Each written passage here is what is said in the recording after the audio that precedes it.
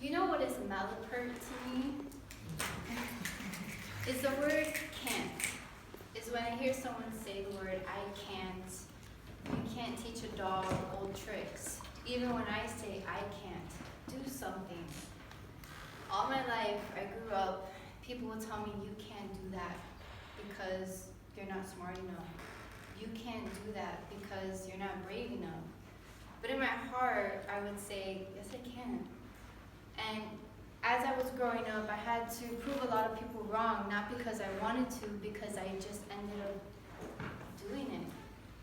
With that being said, I'm going to talk to you about a time when currently am a prodigy for a professor of mine that I took in the fall.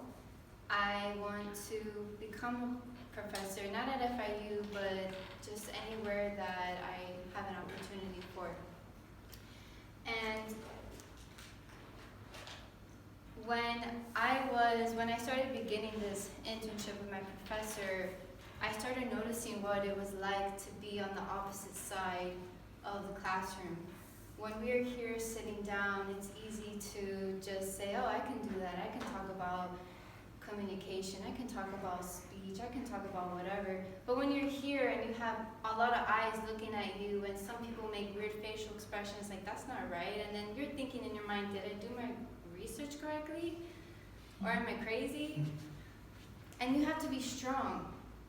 And when I started beginning this internship and I saw my professor doing what she does and she loves what she does, I told myself, I need to begin to conduct my own research. I need to begin to find out really who I am and what I want to do and when it is my turn to teach young adults.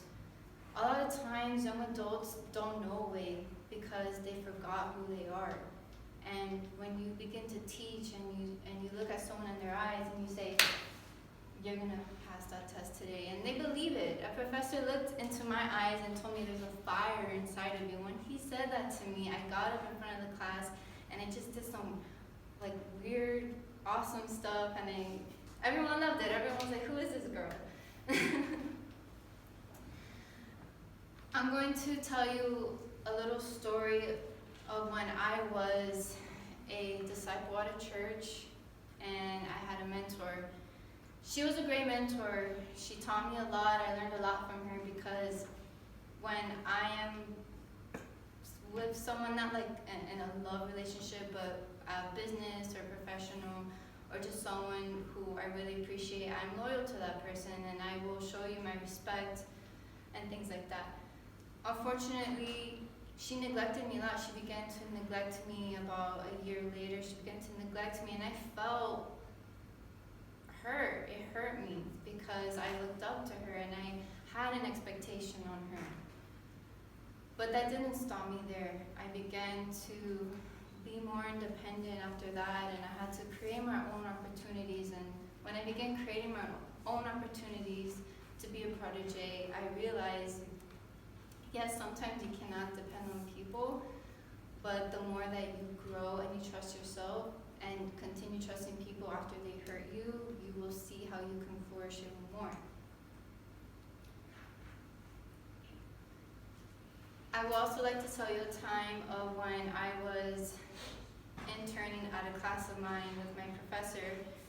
She told me to grade papers online, and I was reading them, and I came across a paper that just did not make any sense whatsoever.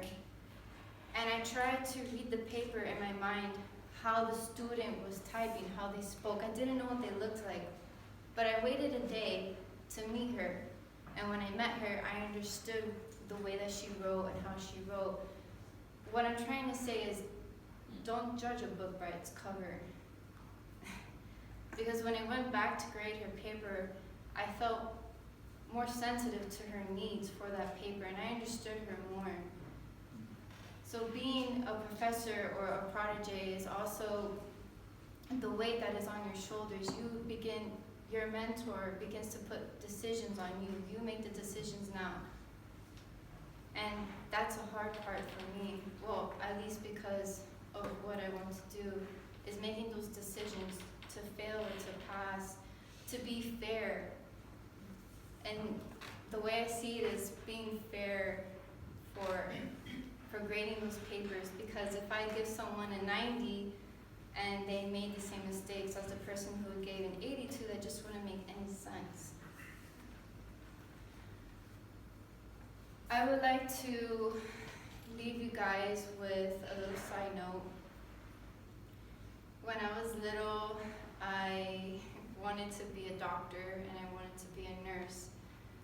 But that didn't end up happening because I'm terrible at math. And as I grew up, I tried to be good at math. I tried to study math and learn math, but my brain just doesn't coincide with mathematics. So I just tried something new, and I began to try something new. And I can tell you right now, I did change my major about 2 times. And I'm majoring in journalism and mass communications. I can tell you I don't regret it whatsoever. And what I'm trying to say is, if you feel happy and you feel at peace with the decision, then you know that was the right decision you made. Thank you.